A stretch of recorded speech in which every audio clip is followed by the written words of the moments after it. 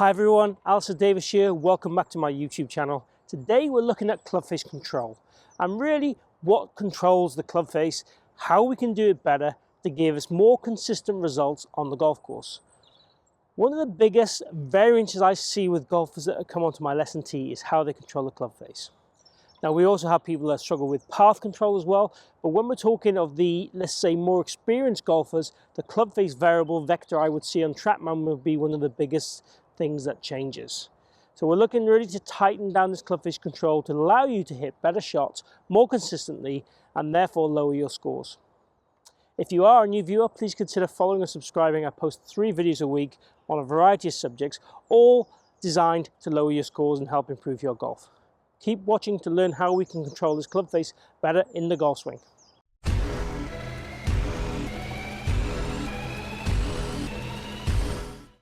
So today we're looking at the club face control through impact. And there's lots of different things I could talk to you about today, how they control the club face. But realistically, I want to break it down into some key components and the key way of you feeling you need to move in order to be more consistent with the delivery of this club face through the ball. Now, essentially, controlling the club face is done by our wrists. What controls our wrists, generally speaking, is our pivot. So the more we can control how our pivot and wrist move through that hitting zone, the more we're going to control the club face.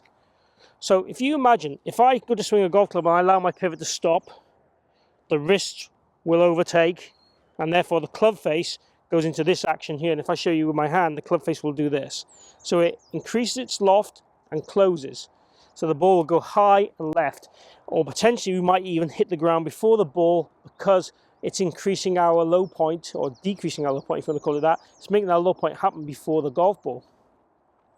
So what I'm looking to do really is just feel that we get the pivot to control the wrist control the club face, and then give us that consistency. Let me show you a shot where the pivot doesn't work so well. So I take my stance here and I try and really stop my pivot.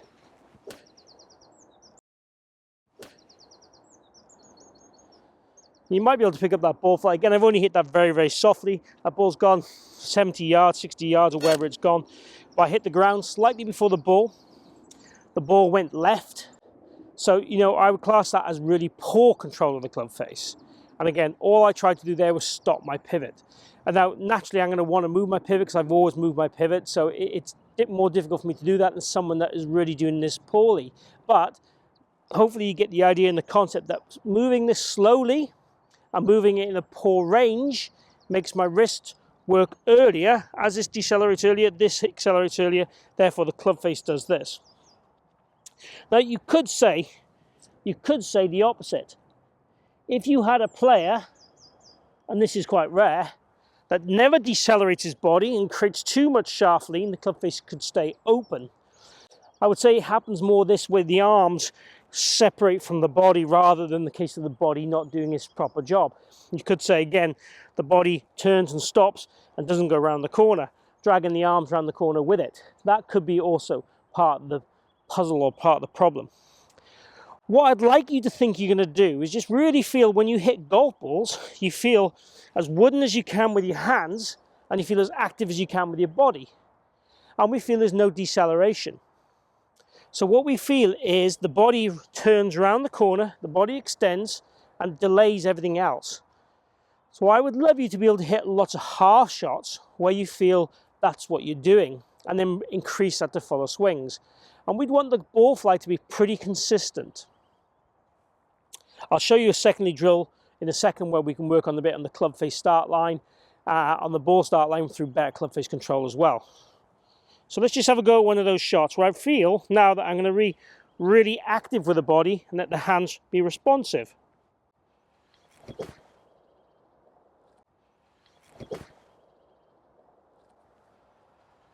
So that shot there went further. Obviously, I'm trying to put more power into it to get my body working. The flight on that shot was really, really good, really exactly what I wanted to see. It was nice and penetrating for the distance it went. It had a tiny, tiny bit of draw in it, but finished just right to my ball to target line, I would say. So I started it right at ball to target line. Path must have been a little bit from the inside, and I managed to maintain that club face into a nice fashion. The club face was definitely closing to get that draw, but it wasn't over closing and shutting down too early. So another thing you could do to really focus on club face control and start direction is actually have a little gate here when you practice. And I know Tommy Fleetwood did this, and this is how he discovered that his cut-off finish was more accurate than his full finish. So he would work on hitting shots through a gate. And again, this gate could vary in size. At the moment, if you look at it, it's about the width of my shoulders. Now, if you were a higher handicapped golfer, you could go 2 widths to your shoulders or 3 widths to your shoulders. But it's a focus point. And what we'd want to do here is start on trying to get the golf ball to be able to go through that gate as it leaves its journey. And obviously, if the ball's always going to the right and curving, we know the face is going to be more open. If the ball's going to the left and curving, the face is more closed. If it's going left and straight, that's more path. If it's going right and straight, that's more path. If the ball has no curvature on it and is struck well, then we know that's the direction you're swinging at, whether that be right, straight, or left. If the ball has curvature, the club face would be the first port of call for me to try and change. Whether we work on that through your left wrist at the top of the swing, the face going back, the face coming down, or whatever. What I'm talking about today is really controlling the club face with better pivot, with better wrist control through the hitting zone. So if I go ahead and try and hit a shot now, focus on really trying to start the ball through those sticks, that is going to give me lots of mental attention of trying to get the ball to start on the correct line. It might improve my focus. Again, I won't do this in the full swing to start with.